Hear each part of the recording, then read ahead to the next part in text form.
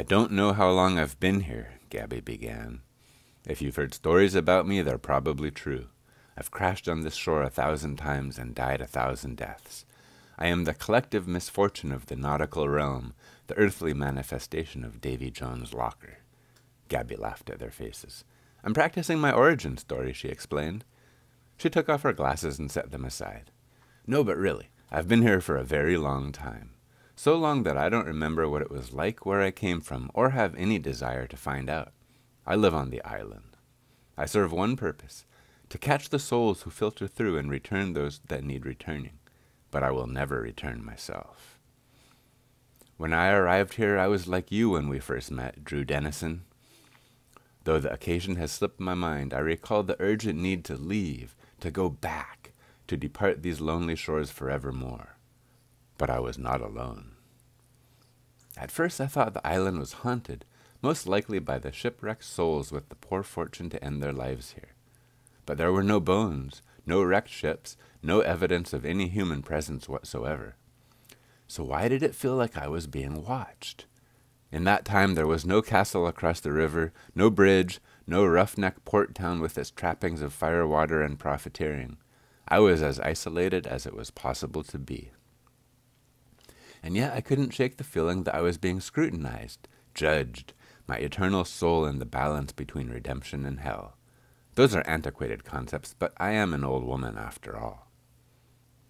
It was fully 2 months before he revealed himself. 2 months of living off river water and algae, the only shelter a crude lean-to I made of driftwood and vines. No fire, no companions, no hope. Each day my mind grew darker and darker, until finally I decided that I was going to take matters into my own hands. I gathered the strongest vines I could find and wrapped them around a couple of river rocks using a weave I'd learned somewhere in a past life. Then I tied the vines around my waist and, holding a rock under each arm, made my way into the current. The water was colder than betrayal. I walked until my head was under and kept walking. Then I saw my voyeur at last. Perhaps I should use a different word, because there was nothing sexual about him. He would have called himself a shepherd, a tender of folk, a nurturer. But in that moment he was undoubtedly my captor. I could spare you the details and simply call him a merman, or make a comparison to the sea people of the great Eastern Ocean. Yet I feel that would do him injustice, for Solver was not bound to the aquatic realm. He was waiting for me, his gargantuan arms folded across a chest that would have turned Adonis green with envy. Red hair billowed from his head and chin and the back of his arms, a kelp-like adornment that glowed with the light of his aura. From the waist down he was covered in scales, but their shimmer was such that I couldn't make out shape or form.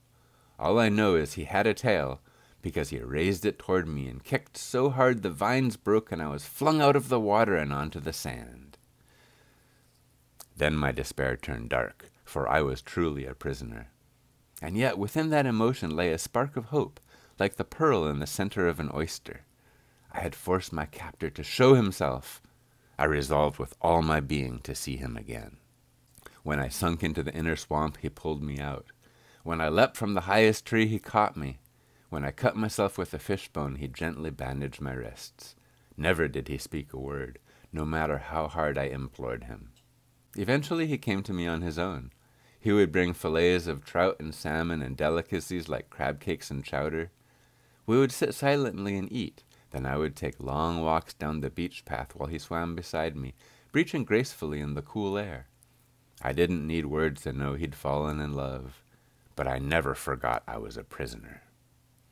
One day Solver, for that was what I called him, brought me into the forest, to this very place we are sitting now.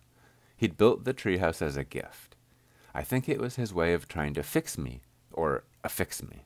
She frowned at the wordplay. As cages go, it was about as gilded as they came. I abandoned the lean-to immediately. Solver caused it to be eaten up by the swamp, and in that moment of domestic bliss I was glad to see it go. I thought less and less of the affairs from my former life. They seemed more fantasy than reality, a dream I'd waken up from instead of the other way around. I don't know how much time passed in this way. I grew older. Solver brought me creams and ointments and potions from far-off lands, but despite his tender loving care, my hands and feet began to ache. My back bent forward, my left hip started clicking with each step, and it became a struggle to walk down the pathway to the ocean, even with a branch for support. I knew I would have to act soon.